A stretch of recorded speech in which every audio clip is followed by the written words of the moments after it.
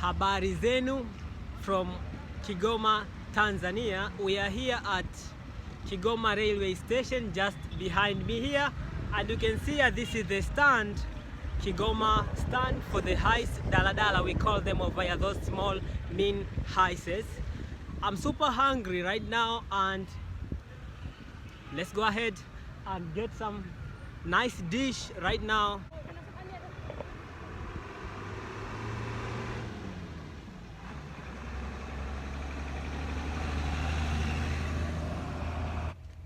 I have been told I have just to follow this tiny road until somewhere, and we're gonna find there's somewhere where we can get cheap food. Hope we can find one. Let's go.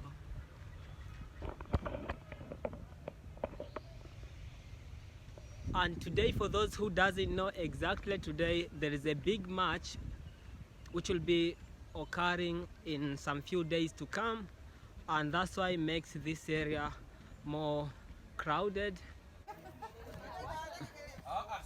So this is one of the places where locals eat. Kuna nini na nini? Kuna ugali, ndio. Kuna ubwabwa, ndio. Kuna ndizi, na nyama, na ugali, na samaki, na maharage. Naweza pata wali maharage? Ndio utapata. Na sawa, naomba sahani moja. Naomba sahani moja eh. Haya kaa. Hao ndo unataka kweli au ndo igizo? Unajua igizo kumbe mimi nataka wali maharage. Bala hapa pambakia maiko, hapa pambakia ugali tu, yani pambakia ugali, samaki, ugali nyama kukaanga. Hivyo yani. Basi nipe ugali samaki.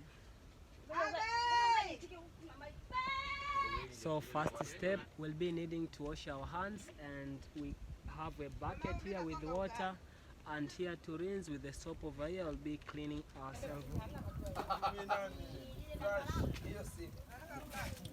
So you can choose either to wash using soap or not soap. And let's go and eat now our lunch. Ugali with fish.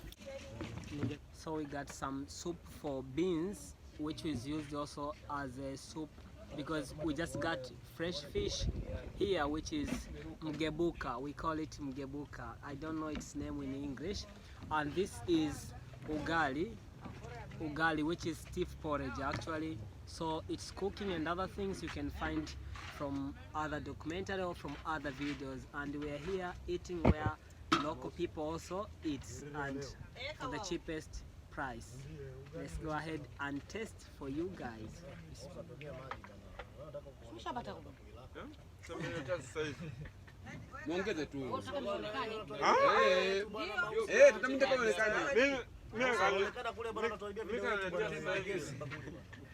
Unataka uonekane video ndio unaonekana huko. Mimi nimuomba mchuzi ndio unaonekana huko na bakuli lako. Kwani ikionekana mimi jini? Hapo sasa. Sasa mimi nataka ukataka kuonekana. Nataka ule ugali mgebuka sasa. Sio majibu. Ngoja jifunze majibu ya nini.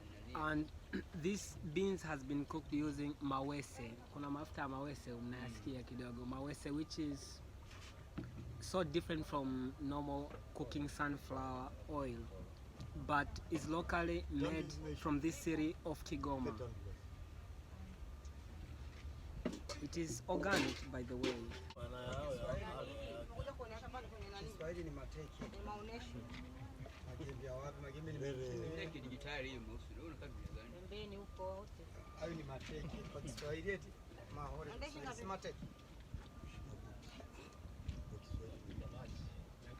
The fish is very well. Samani goli. Hivi huyu samaki kama mgebuka anaweza akakuwa akawa mkubwa zaidi, kwa sababu watu tunaona wadogo walokunjwa, au kuna anaweza akakuwa akafikia nini uwezo ukubwa wa sangala ule? Hawe ana uwezo wake. Unamjua kibua? Kibua Fikia ule ukubwa.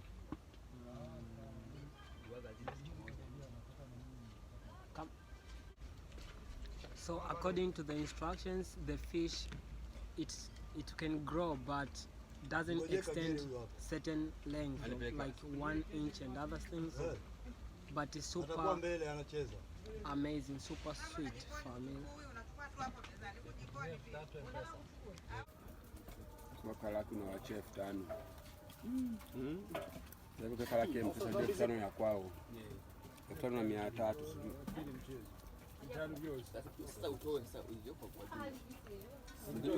So preparation for eating, you have to roll it like this, mix it with a little bit soup, eat, take some fish.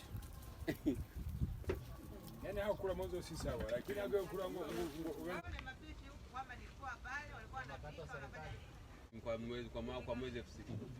Wewe wa mimi na mimi nimenipangisha kwako ni sasa wanakutazama wewe baadaye kwa mtetezi wa wananchi. Anakuwa kutetea serikali. Wanakuambia nitakuwa That was super quick but enjoyable lunch, family, and we just done from where the local have to eat, and it just cost me less than $0.7 to have a perfect ugali, which is stiff porridge, and the main food, which dish we eat here in Tanzania, as well as you can eat ugali with, also you can eat, instead you can choose maybe to have rice, but today I had to have ugali with fish.